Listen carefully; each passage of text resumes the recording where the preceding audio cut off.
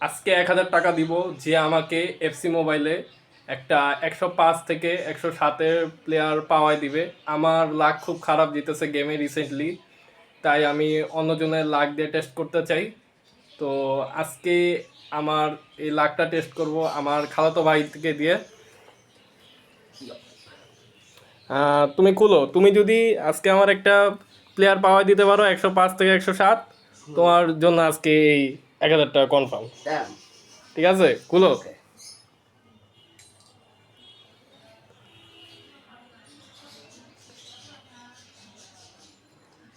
Three, two, one.